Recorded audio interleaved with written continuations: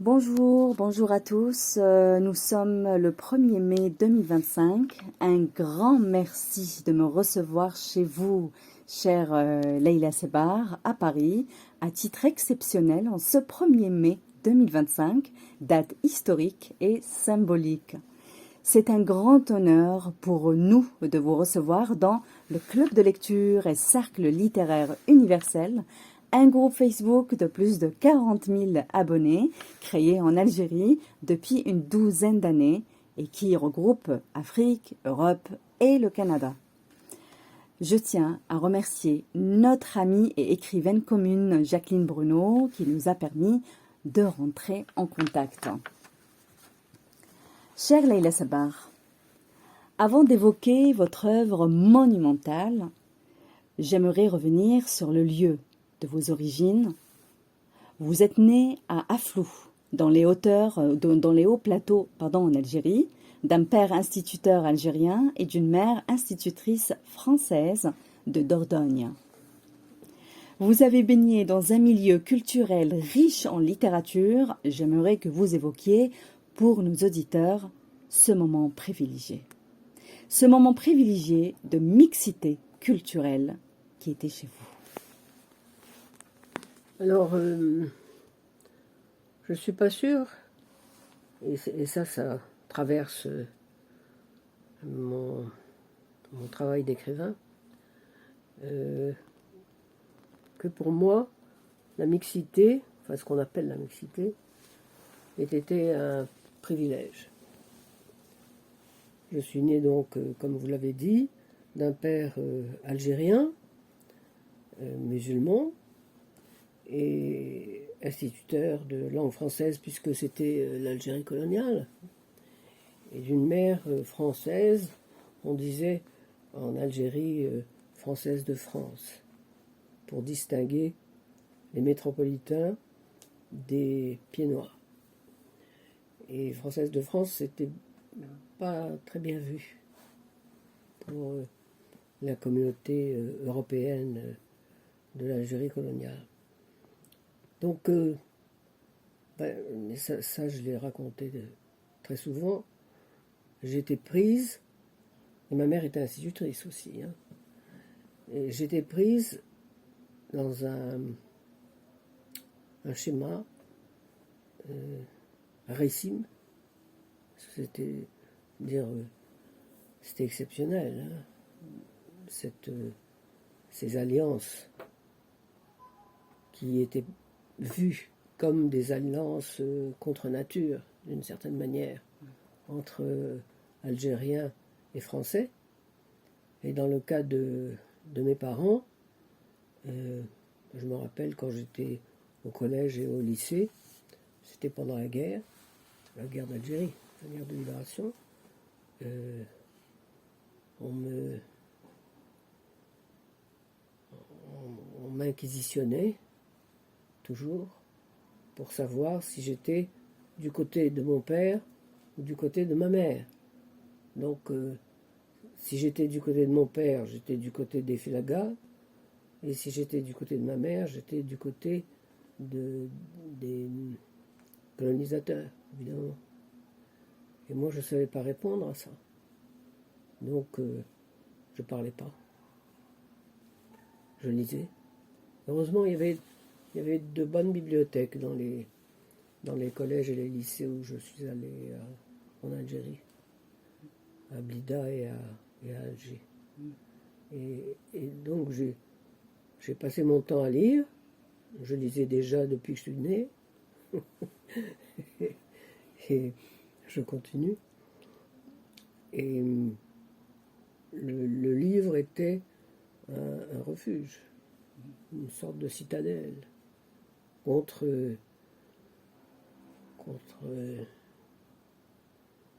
les, comment dire,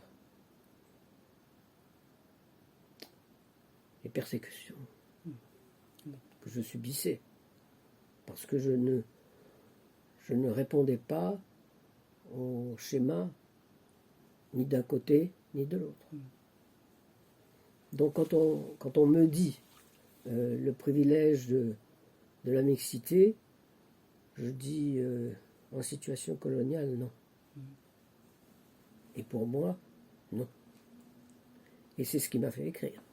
Hein, je pense aussi. Merci beaucoup, chère Leïla Sebar. Justement, il y avait une question qui peut-être, vous avez peut-être répondu partiellement, c'est: y a-t-il un facteur particulier qui a fait que vous êtes rentré dans le monde littéraire et que vous ne l'avez jamais plus quitté? Alors, je crois que le privilège dont je parlerai me concernant, c'est d'avoir eu des parents, père et mère, qui étaient des gens du livre. Et vraiment, depuis toujours, je lis. Depuis que j'ai appris à lire, depuis que je sais lire, je lis. Et chez moi, il y avait une bibliothèque, évidemment. Partout où j'allais, je cherchais les livres. Et je me rappelle aussi en avoir volé dans les librairies. Quand j'étais étudiante et que j'avais pas d'argent, c'est vrai. Hein. Je crois que j'ai volé la recherche du temps perdu. La recherche du temps perdu de Proust. Tous les et bon, je l'ai volé habilement. Oui. Donc j'ai jamais Par amour été. à la littérature. Oui, c'est ça. Et j'avais l'idée que si le libraire ou la libraire me prenait sur le fait, il me comprendrait. Bon. Très très belle anecdote. Hein. Oui, enfin, belle anecdote. ça c'est une illusion aussi. Oui. Hein, bon. C'est pour justifier les vols. Et j'en ai fait un certain nombre. Mais après, quand j'ai travaillé, que j'ai gagné ma vie, je les ai achetés. Et puis, les bibliothèques existent aussi. Et les bibliothèques, de dire on va dans une bibliothèque, on n'a pas besoin d'avoir de l'argent. Hein? C'est pour tous les milieux sociaux. Tout à fait. Donc, oui, non, j'ai toujours lu. Jusqu'ici, je lis. Alors, chère Leïla Sebar, vous êtes autrice de très nombreux romans, nouvelles, récits, carnets de voyage sur l'exil et l'enfance. Également, coéditrice pour les éditions françaises Bleu autour avec 5 collections. Voudriez-vous revenir sur ce parcours considérable et les thématiques qui vous tiennent à cœur, la femme, l'enfance et l'exil? Alors, moi, je me considère comme une écrivaine en exil de la langue de mon père. Et ça, je l'ai écrit dans Je ne parle pas la langue de mon père, qui est la langue arabe. Mon père est instruit en arabe classique, en arabe dialectal et en français, puisqu'il était instituteur de langue française en Algérie coloniale. Et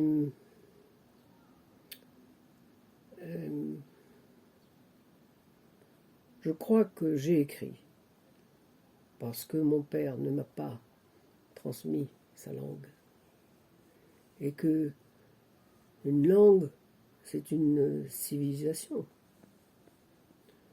Donc, d'une certaine manière, mon père,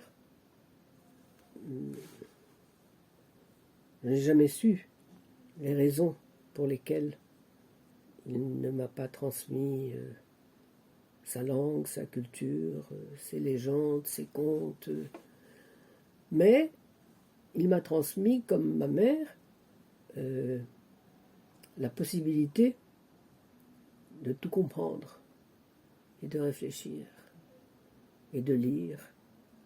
Et j'ai lu des bibliothèques entières pour comprendre ce que c'était que l'islam, le judaïsme, le christianisme, les civilisations étrangères, enfin Oui, oui. Je veux dire, c'est une arme intellectuelle exceptionnelle. Et je m'en suis servi bien. et, et je m'en suis servi aussi, et je m'en sers aussi longtemps que je pourrais le faire. Et c'est ça le trésor. C'est ça le trésor. Très bien. Parmi les derniers ouvrages que vous avez écrits, j'ai relevé le recueil de nouvelles intitulé De l'autre côté de la mer, c'est loin et Lettre à mon père, où vous avez mis en exergue cette phrase que j'ai retenue. Nous sommes tous peu ou prou des exilés du roman familial de de nos parents. Pourriez-vous, chère Leïla Sebar, nous en dire plus à partir de ce constat et de cette lettre envoyée à titre posthume à votre papa? Alors là, vous faites allusion à Lettre à mon père. C'est ça. C'est ça. Qui a été publié il n'y a pas longtemps, il y a 2 ans, quelque chose comme ça. Et cette lettre à mon père, je l'ai écrite parce que je savais que mon père ne pourrait pas la lire. Donc, je parle avec lui, outre-tombe, et je dis ce que je veux dire. Et rien ne me censure. Ni mon père, ni ma mère, ni qui que ce soit. J'écris ce que je veux. Je dis ce que je veux. Et je mets en scène aussi mon père, en particulier, dans le paradis d'Allah. Très bien dit. Ce qui a déplu à certaines personnes. Tant pis. Tant pis. Ça leur déplaît, ils lisent pas, c'est tout. Hein. Il n'y a aucune obligation de lire un livre qu'on ne veut pas lire. Mais ce dialogue outre-tombe a été pour moi non pas un déclencheur, mais une sorte de récit et de dialogue testamentaire avec mon père. Parce que c'est lui, mon père. C'est vrai, c'est mon père. C'est mon père.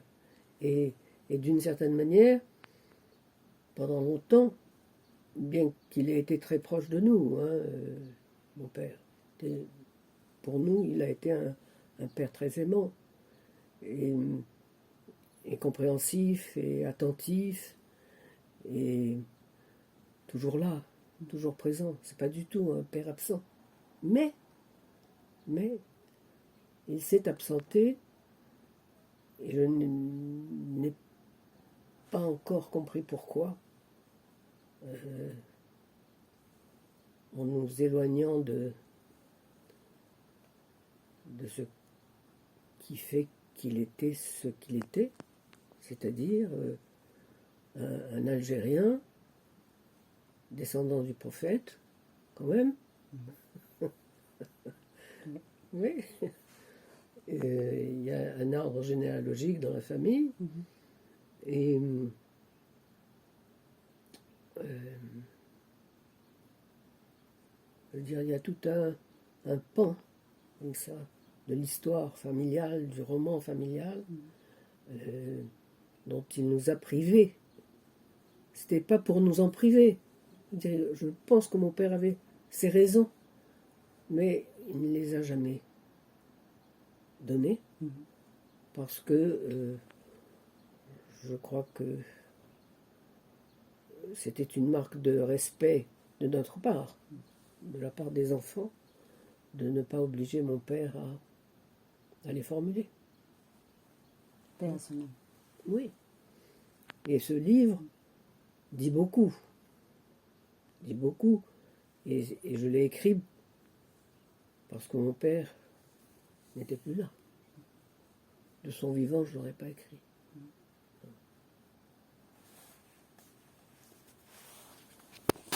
C'est émouvant. C'est vraiment émouvant.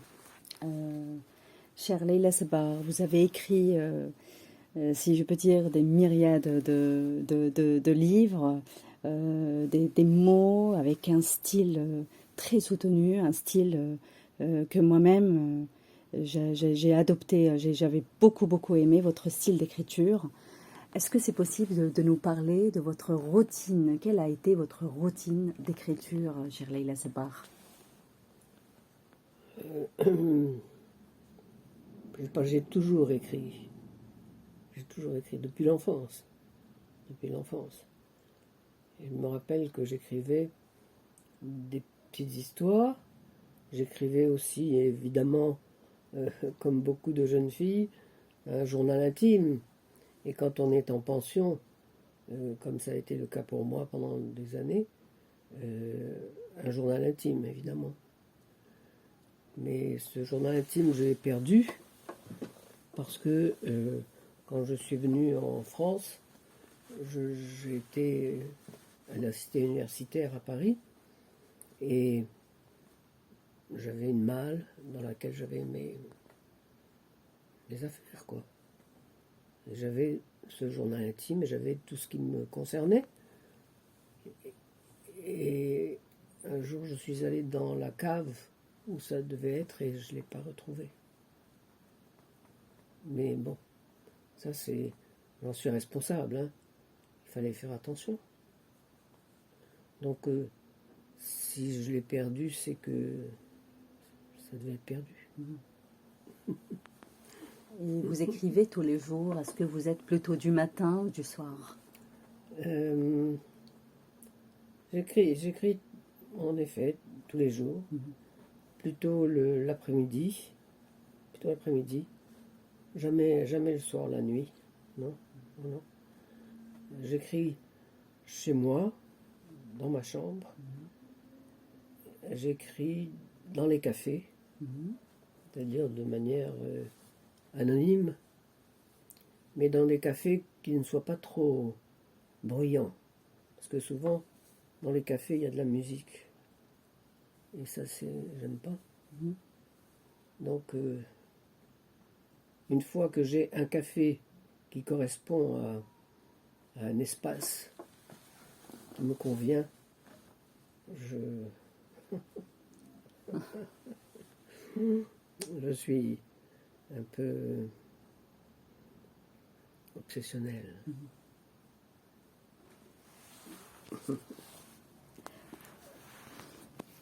Alors, chère Leila Sebar, vous savez que avant de devenir écrivain, nous sommes d'abord des lecteurs. Tout écrivain est d'abord un grand lecteur. Est-ce que vous pouvez nous citer les livres qui vous ont marqué dans votre vie? Ou bien les livres de tous les temps pour vous? Oui, enfin, ceux qui m'ont le plus intéressé en tout cas, et que je peux relire. Le signe d'une lecture qui dure, c'est que on peut relire. On peut relire. Par exemple, on parlait tout à l'heure À la recherche de temps perdu de Marcel Proust, qui est un immense roman. Je peux l'ouvrir et le lire à n'importe quel moment, n'importe quel lieu, et je retrouve l'univers de Marcel Proust. Et je me rappelle, j'étais invité aux États-Unis, dans une université, le département de langue française, et je ne parle pas l'anglais. Je n'ai pas appris l'anglais. J'ai appris que des langues romanes. Et c'était une ville universitaire, complètement universitaire. Et j'avais emporté un volume de La recherche du temps perdu en me disant, bon, si je m'ennuie, je pourrais lire. Oui. Mais j'ai relu, justement, La recherche du temps perdu, grâce à l'ennui pendant ce séjour dans l'Iowa. Je suis ennuyé. Mhm. Ah oui, je suis beaucoup ennuyé. Mais Et ça vous a servi, vous avez pris ce roman oui, à la non, recherche du temps perdu. ça m'a servi, non, parce que relire, bon, dans la lecture, c'est pas aussi nourrissant qu'une lecture. Mais tant pis pour moi, je veux dire, je n'avais qu'à apprendre l'anglais. Ah oui. Donc, pour tous ceux qui n'ont pas encore lu Marcel Proust, vous le recommandez donc à la recherche du temps perdu? Ah oui, oui, mais je sais que c'est quand même d'un accès qui n'est pas facile. C'est vrai, c'est vrai. Donc il y a Marcel Proust que j'aime, il y a Louis-Ferdinand Céline, dont j'aime les romans, parce que il a écrit des pamphlets antisémites qui sont absolument insupportables,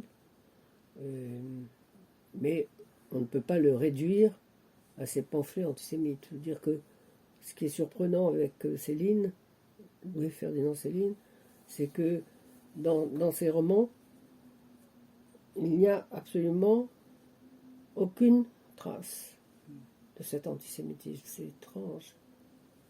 Absolument pas. Absolument aucune. Alors moi j'ai des amis qui me disent, oui, mais moi je veux pas lire Céline, il est antisémite, etc. Je dis, oui, c'est vrai, il a été antisémite. Mais ce qu'il a écrit, ses romans en particulier, hein, parce que c'est des romans, n'ont rien à voir avec les pamphlets antisémites qu'il a pu publier, ni avec l'antisémitisme à aucun moment. Et tant pis pour vous si vous ne voulez pas le lire. Hein. On n'a pas un fouet pour pour la littérature, on va dire, algérienne ou maghrébine ou africaine en général, oui. Est-ce que vous avez un livre peut-être qui vous a marqué? Moi, l'auteur Oui, oui. Moi, l'auteur que je préfère, c'est Kateb Yassine. C'est Kateb Yassine. Mais je les ai tous lus parce que mon père les avait tous dans sa bibliothèque. Et puis après, j'en ai trouvé dans d'autres bibliothèques. Et puis, j'en ai acheté. Et mon père avait fait l'école normale d'instituteur de Bouzarea à Alger. Et il avait rencontré toute sa génération d'instituteurs, dont Mouloud Feraoun, dont Mohamed Dib, dont Kateb Yassine, non, parce qu'il n'est pas passé par Bouzarea. Il y avait Emmanuel Robles aussi, je crois. Camus, non, il n'est pas passé par cette école. Bon, enfin, donc il avait dans sa bibliothèque toute la littérature algérienne, maghrébine, de langue française, évidemment. Donc j'ai pu lire tout ça, j'ai tout lu. Et ils sont là chez moi, avec des dédicaces de Feraoun, d'Ib, etc. Mais ma préférence, c'est Kateb Yassine. Je remarque qu'il n'y a que des auteurs masculins. Qu'est-ce que vous en dites de la littérature, des écrivaines femmes? Oui, vous en êtes bien sûr que j'en ai lu, que j'en ai aimé. Quelqu'un comme Colette, par exemple, c'est une écrivaine que j'ai toujours beaucoup aimée, que j'ai toujours beaucoup lu. J'ai lu tout ce qu'elle a écrit. Il y a Colette, il y a... c'est difficile de dire comme ça des listes sans y avoir pensé. Il y a quelqu'un comme Virginia Woolf, qui est une écrivaine britannique, enfin, oui, anglaise, que j'aime beaucoup et que j'ai lu, mais pas en anglais. J'ai lu en traduction. Toutes les romancières anglaises du 19e et 20e siècle, j'aime beaucoup. Je les aime beaucoup. Je les ai lus, enfin tout ce qui a été traduit, j'ai lu. Et la littérature russe d'avant la Révolution, naturellement. Les Tolstoï, Dostoïevski, Tchekhov, enfin bon, tout ça j'ai lu parce que à la fois il y en avait chez moi et il y en avait aussi dans les bibliothèques en pension où j'allais. Je veux dire, c'était assez remarquable que les bibliothèques de collège et de lycée, c'était l'Algérie coloniale, et proposaient une littérature aussi diversifiée, aussi... c'est étonnant. C'est très étonnant quand on y pense. Hein? Parce que bon, rien n'obligeait à voir tout ça. Hein? Les bibliothécaires étaient belles.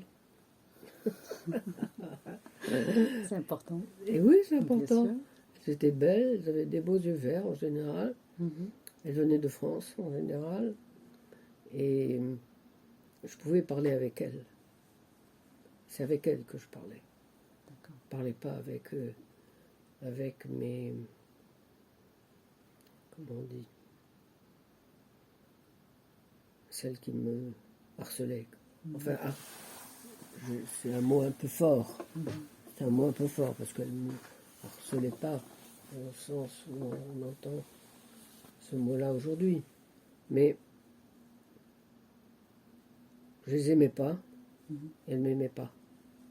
Bon, alors. D'accord. Merci pour cette franchise et merci de nous raconter ça.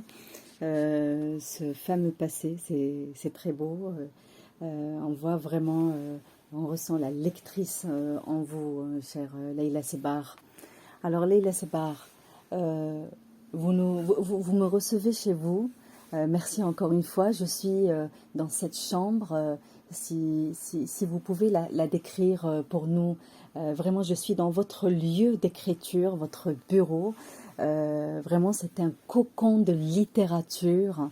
On voit plein de livres, plein de photos, des images.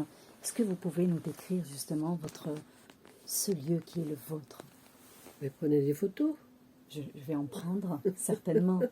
Mais comme ça on pourra Je voir. vois des tableaux. On pourra voir, oui. Oui, vous aimez la peinture, vous aimez. C'est qui? Oui. Ce sont qui vos peintres préférés? Oh, c'est difficile, hein. C'est difficile de dire mon peintre préféré. Ou... Je sais pas comment.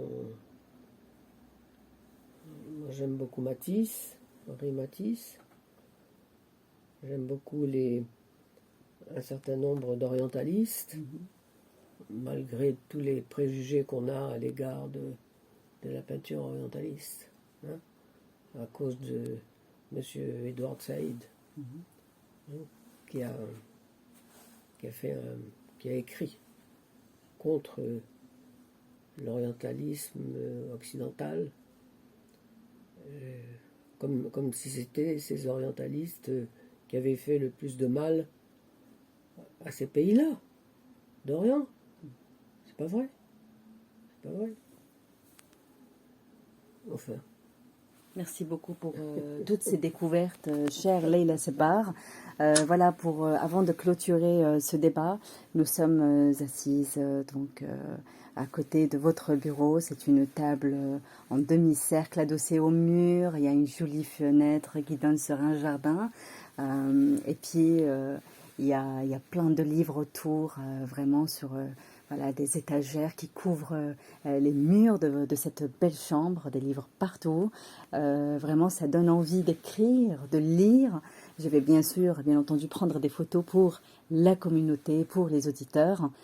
Comme ça, oui, mais vous ne prenez pas de photos du désordre des dossiers que je suis en train de ranger. Certainement pas. Bon. Alors, pour mieux vous connaître et pour clôturer ce débat, cher Leïla Sebar, nous souhaitons donc vous connaître un peu plus, voilà, mieux. Si je vous dis, quel est votre chanteur préféré ou chanteuse ou musique préférée, vous nous dites? Je sais pas, quand vous dites chanteur, Musique, genre musical. moi j'aime ce qu'on appelle la musique classique. Très bien.